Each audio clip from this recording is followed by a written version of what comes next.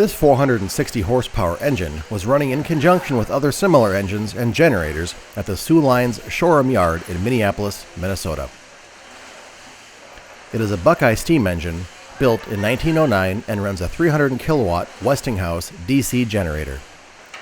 It provided power for the rail yard for many years, and in 1982 came to our showgrounds. The project spans multiple years, with the first groundbreaking taking place in 1999. It is a great addition to our showgrounds and lets you see the sheer size of equipment needed back in the day to provide electricity.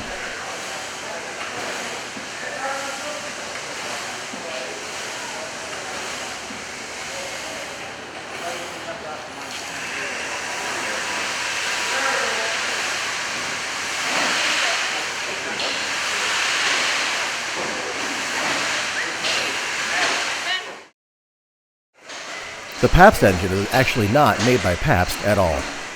It was a power source at the Pabst Brewery in Milwaukee, Wisconsin.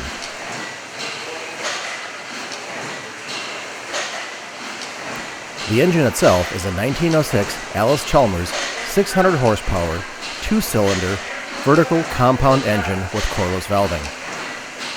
The total weight of this engine is a whopping 85 tons. The engine is directly coupled to a 400 kilowatt generator, meaning there is no belt between the engine and generator. When it was in production use, it would generate 3-phase power and 460 volts and operated at 125 RPMs on 150 pounds of steam. This engine and an identical engine were installed in the brewery in 1906 and designed to operate 24 hours a day at 100% capacity.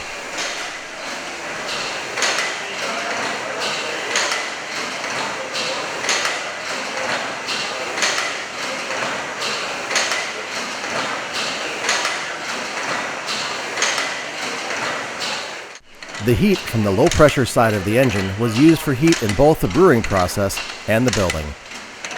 It was used until 1968, and during its time in production was stopped only for routine maintenance and suffered no serious breakdowns during its life.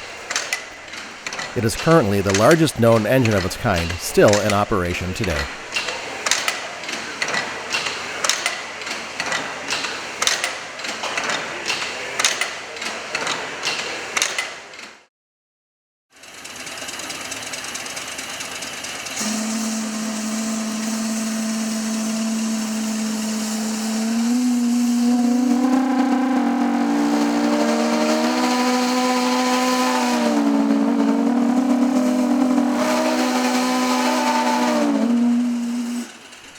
The Montana boiler has been a staple on our grounds since the early 1970s. Coming to us from Montana, hence the name, it is used to power multiple stationary steam engines on our grounds, like the Pabst, Sioux, Steamhammer, and others. It has 100 3-inch diameter flues and a large firebox to produce the steam needed to run all of these engines at the same time. It has both a steam-powered water pump and injectors to maintain water level and steam pressure, as well as forced and induced draft to ensure airflow. Many of our members started their journey to becoming a licensed operator on this boiler. The whistle can be heard across our showgrounds and often a few miles away, especially for the first whistle blow on the Friday morning of our show. You can see the fireman examining the firebox when shoveling coal to make sure he's covering up any light spots in the firebox to help ensure an even bed of coals, resulting in more even heating. The Twin City Iron Works engine powered the William Box and Lumber Company in St. Paul, Minnesota between 1904 and 1958. It was built with the patented coreless valve gear and boasts a 20.5-inch cylinder bore, 4 feet of travel, and has a 12-foot long connecting rod. The flywheel weighs in at 19,000 pounds and sits on a 7-foot deep foundation containing roughly 250 yards of concrete. During its time in production use, it was the prime source of electricity. It sat idle from 1958 until 1971, when it moved to Rollag and has operated since. The Allis-Chalmers generator produces 240 volts of 3-phase electricity running at 450 RPMs. Our exhibits run slower than design speeds for various reasons, so while we do not connect this power to our show, Our volunteers have created a small example of the output and display it on the screen for you to review.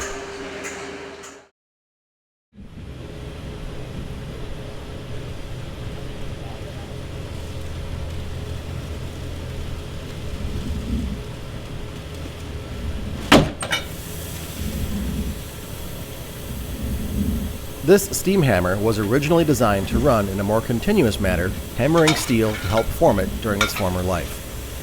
Today, it is operated by a few skilled members of our group and demonstrate its operations by making our annual commemorative plates.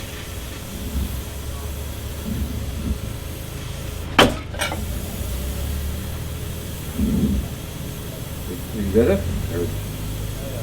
Oh.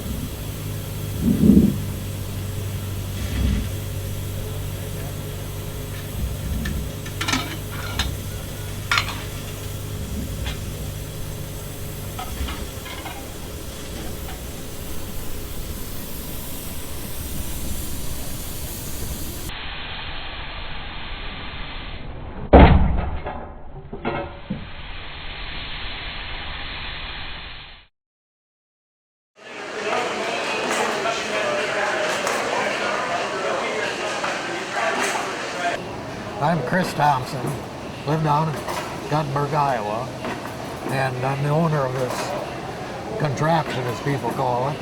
It's actually a model of the first high-pressure steam engine. It was built by a man named Oliver Evans, and was built, first models in the late 1700s to early 1800s. One of the things that is so unique on this particular engine is the way he operated the valves. There's pins that stick out of the spokes on the flywheel that engages a cogwheel, transferring the momentum, I guess, up to the valves, which are cylindrical valve, so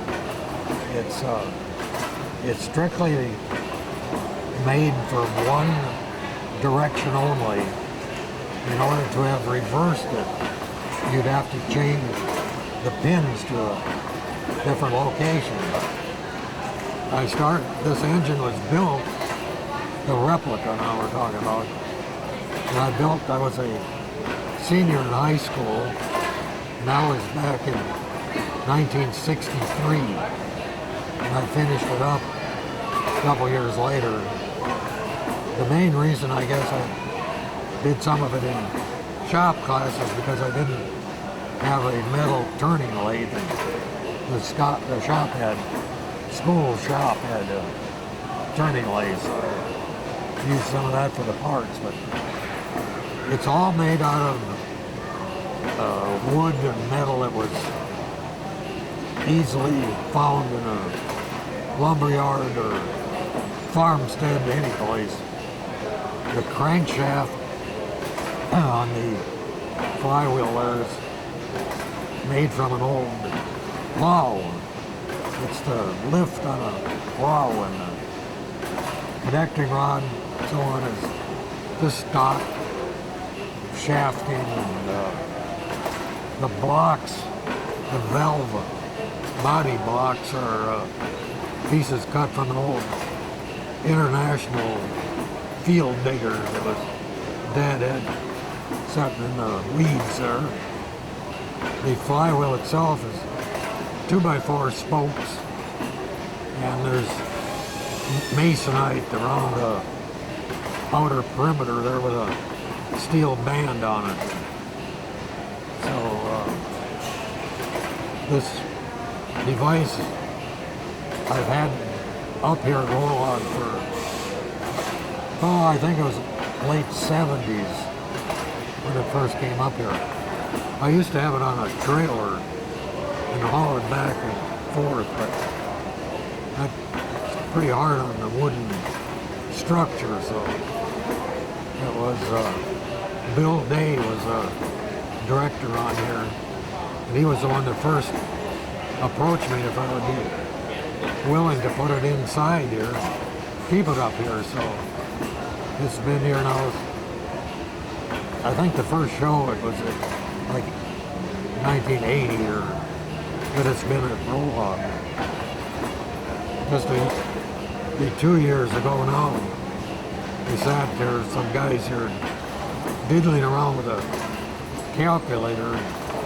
There's roughly about 2,200 running hours on this machine since it was built, so we haven't done any repairs to it. Anyway, that's kind of a short story of this thing, so it's been quite an attraction. People enjoy something like that that's so crude.